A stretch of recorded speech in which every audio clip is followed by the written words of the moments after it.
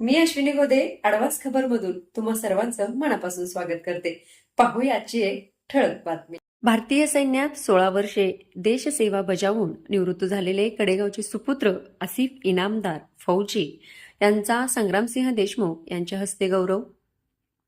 भारतीय सैन्यात सलग 16 वर्षे देशाच्या सुरक्षेसाठी प्रामाणिकपणे आणि निष्कलंक सेवा बजावून सन्मानाने निवृत्त झालेले कडेगाव येथील मुस्लिम समाजातील सुपुत्र आसिफ हारून इनामदार फौजी यांचा कडेपूर येथे विशेष सत्कार करण्यात आलाय. सांगली जिल्हा परिषदेचे माजी अध्यक्ष माननीय संग्रामसिंह संपतराव देशमुख यांनी त्यांच्या कडेपूर येथील निवासस्थानी आसिफ इनामदार यांना मानाचा फेटा बांधून शाल व श्रीफळ देऊन त्यांचा भावपूर्ण सत्कार केलाय. आसिफ इनामदार यांनी आपल्या प्रदीर्घ सेवा काळात अत्यंत प्रतिकूल परिस्थितीत देशाच्या सीमांचे संरक्षण करत कडेगाव शहराचे नाव उज्ज्वल केले आहे.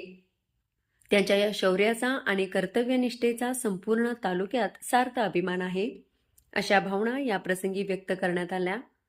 संग्रामसिंह देशमुख यांनी निवृत्त जवान इनामदार यांच्या देशसेवेचे कौतुक करत त्यांना पुढील भावी आयुष्यासाठी आणि वाटचालीस हार्दिक शुभेच्छा दिल्यात.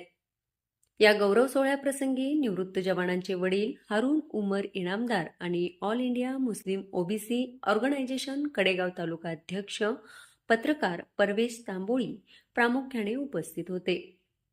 देशसेवेचे व्रत यशस्वीपणे पूर्ण करून मातृभूमीत परतलेल्या या वीरपुत्रावर कडेगाव आणि परिसरातून अभिनंदनाचा व कौतुकाचा वर्षाव होत आहे.